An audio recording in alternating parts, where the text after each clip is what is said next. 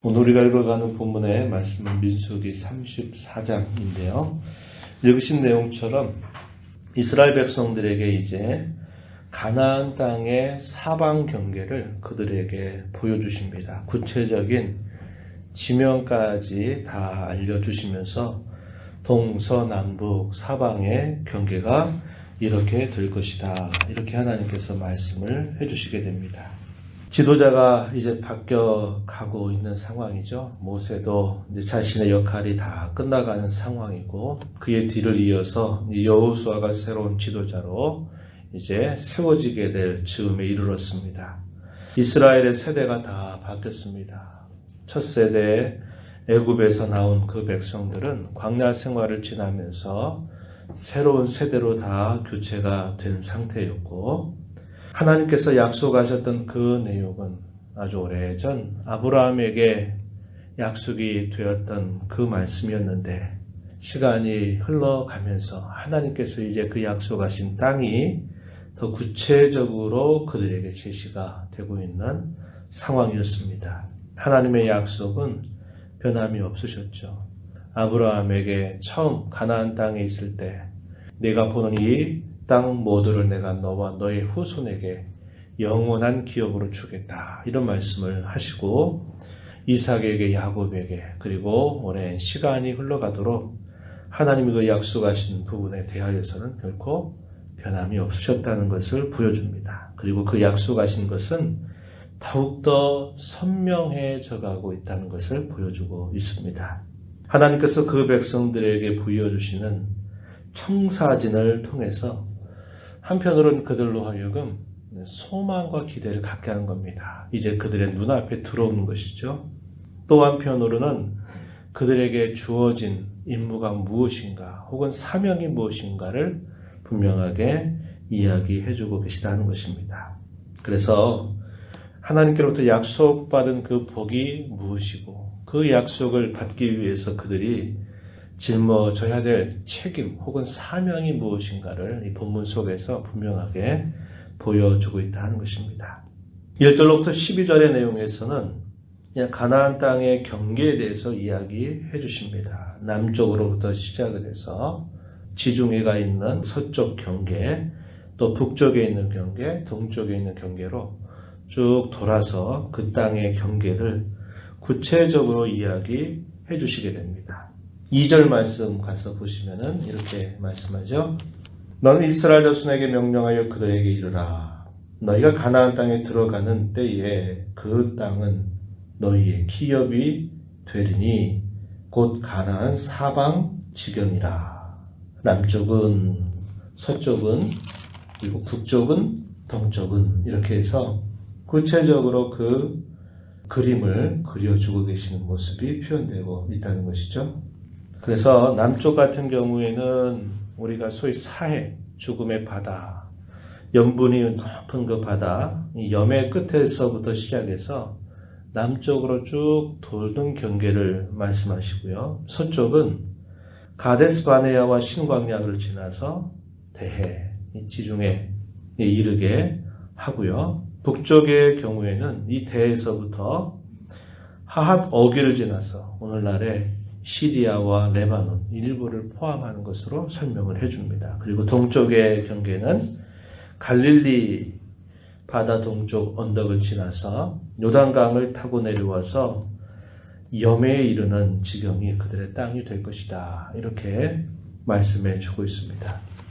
이렇게 말씀하신 경계는 역사적으로 이스라엘 백성들이 넓은 땅을 차지했던 때가 있었습니다. 그때가 다윗이 다스렸던 그때 넓은 땅을 차지하죠. 군사적 정치적인 힘이 대단히 강력했던 그런 시대에 차지했던 땅보다 그 경계가 넓습니다. 그리고 다윗의 뒤를 이어받았던 솔로몬이 다스렸던 그때의 지경을 넘어선다 이렇게 알려져 있습니다.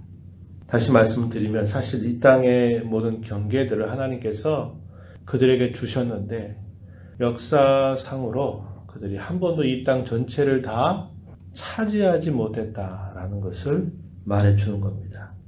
그것은 결국 뭐냐? 하나님께서 이렇게 약속하신 것을 분명히 그들에게 보여주셨는데 그 약속을 받은 이스라엘 백성들이 자신들에게 주어져 있는 그 책임을 다 감당하지 못했다는 겁니다.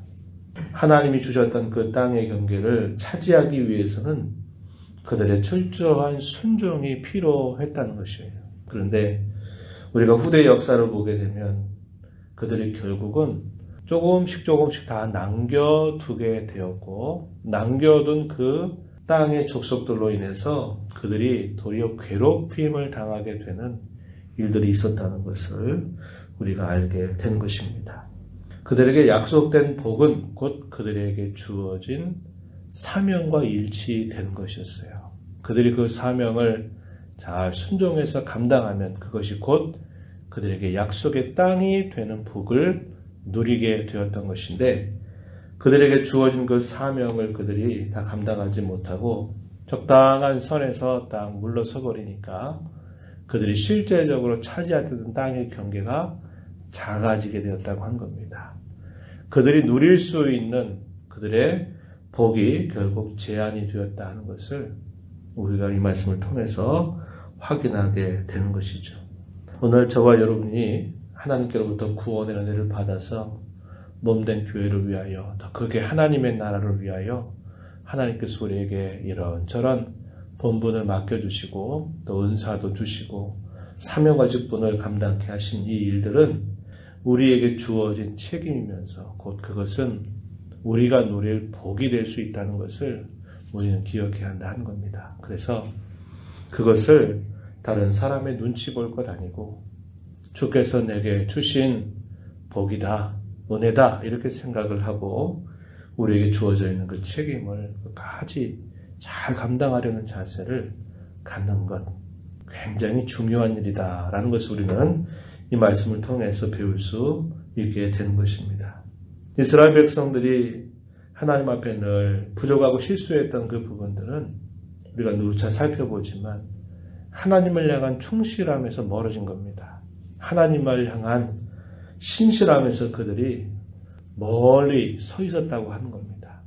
하나님은 아브라함에게 약속하셨던 그 약속의 내용을 시간이 지나가게 되면서 더 구체적으로 그 약속의 땅을 보여주시고 심지어는 그 땅의 경계 자체도 하나님께서 알려주시면서 봐라. 내가 이렇게 말하는 이 지명들을 내가 너희의 후손들에게 영원한 기업으로 줄 것이다. 이렇게 말씀을 하시면서 하나님은 신실하게 그 약속을 시간이 흘러가면서 구체적으로 이루어 가시는 것을 보여주는데 이스라엘 백성들은 그 하나님의 신실하심을 본받아서 그들도 하나님 앞에 한결같은 충성스러움을 나타내지 못했다는 것, 이것이 큰 아쉬움으로 남는 부분입니다.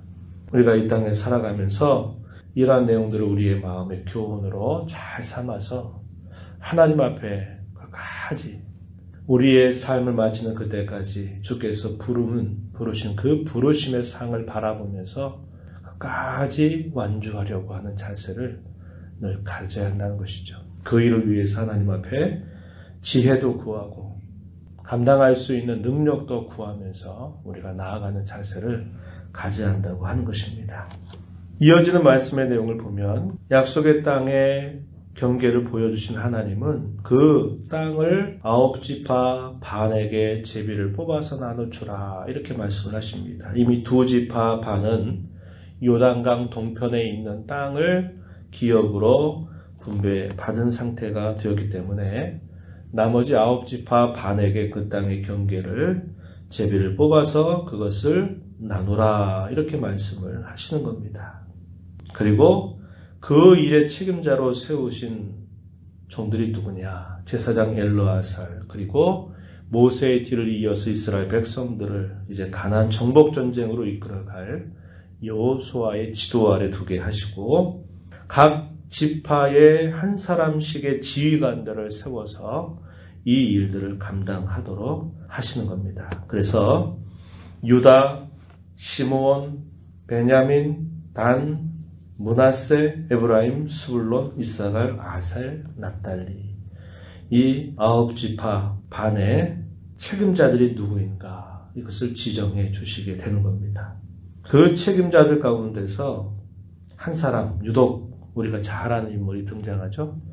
유다 지파의 갈렙이라고 하는 인물입니다.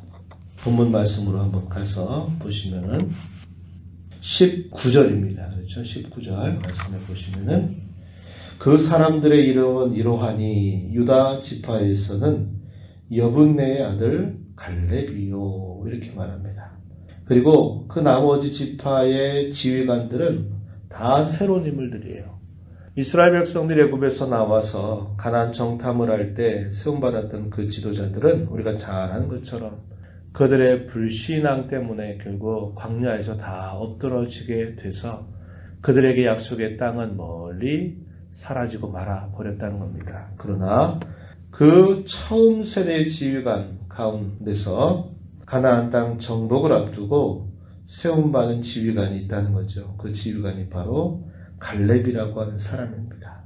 40여 년 세월이 흘러갔습니다. 그럼에도 불구하고 이 갈렙은 이스라엘 백성들을 특별히 유다 지파 전체를 이끌어간 지휘관으로서 그의 역할을 감당하게 됩니다. 이것은 그의 하나님을 향한 충성스러운 믿음, 충실한 순종의 결과로 이러한 세대를 이어서 지휘관으로 감당했던 인물임을 우리가 보게 되는 것입니다. 우리가 이 말씀을 보게 되면서 이러한 충성스러움이라는 것, 이것이 얼마나 하나님 앞에 중요한 것인가 하는 것을 다시 한번 우리가 생각하게 됩니다.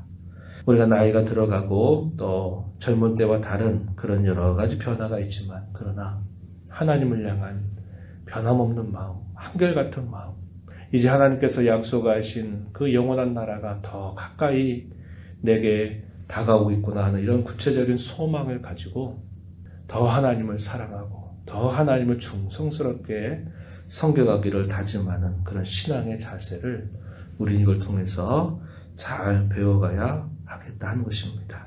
말씀드린 것처럼 이 땅에 사는 저와 여러분이 누릴 참된 복은 우리에게 동시에 이 땅에 사는 동안 우리가 감당해야 될 책임, 사명과 함께 연결되어 있다는 것을 꼭 기억하면서 하나님 은혜를 주셔서 남겨진 이 땅의 삶을 하나님 앞에 더 충성스러운 삶을 살아가고 더 하나님을 더 많이 사랑하고 나아가는 그런 복된 삶이 되게 해주십시오. 이렇게 간절하게 기도하면서 지혜도 구하고 또 감당할 수 있는 힘도 능력도 구하면서 주님을 끝까지 잘 섬겨가는 저와 여러분이 되기를 바랍니다.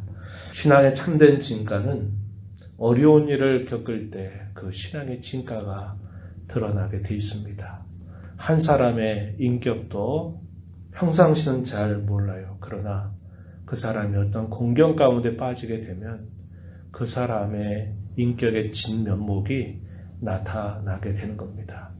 성도 신앙의 참된 진가는 어려운 때를 만나게 될 때 그 신앙의 진가가 더 분명히 드러나게 되는 것이죠. 코로나19 사태를 우리가 지나가면서 더 우리가 하나님 앞에 마음을 추스리고 더 하나님 앞에 의지하고 더 하나님을 신뢰하는 자세를 가져야 될 이유가 바로 거기에 있다는 것을 기억하면서 어려운 일 만날 때 더 주님을 믿고 신뢰하는 이 복된 걸음, 나도 주님 앞에 잘 걸어가고 우리 모든 성도들이 주님 앞에 더 잘 걸어가게 되게 해달라고 기도하면서 또 잘 이겨나가는 우리 모두가 되기를 진심으로 바랍니다. 하나님 아버지 감사합니다. 이 새벽 시간에도 저희들을 불러주셔서 오늘도 주의 말씀을 듣는 자로 서게 하신 것 감사합니다. 아브라함을 불러서 동서남북 사방을 바라보라고 하신 하나님, 이 땅을 너의 후손의 영원한 기업으로 주리라 말씀하신 하나님은 시간이 흐르고 흘러가면서 이 땅의 사방의 격해가 너희에게 약속된 땅이라고 보여주십니다. 그러나 인생들은 지나온 여러 세월 동안 늘 하나님 앞에 한결같지 못했고 충성스럽지 못했던 모습을 저희가 잘 살펴왔습니다. 그들에게 약속인 땅이 주어졌음에도 불구하고 그들이 더 온전하게 하나님을 향하여 충성스럽지 못해서 그 땅을 다 차지하지 못했던 것을 저희가 기억하며 오늘을 살아가는 저희 모두가 영원한 주님의 나라가 임할 때까지 저희들에게 주어진 본분, 책임, 사명을 성실하게 잘 감당해 가는 저희들 모두가 되도록 인도하여 주옵소서. 어려운 일 만날 때 더 주님을 신뢰하고 의지하고 믿는 이 믿음을 통해서 넉넉히 이겨나가는 저희들 모두가 되게 해주시기를 원합니다.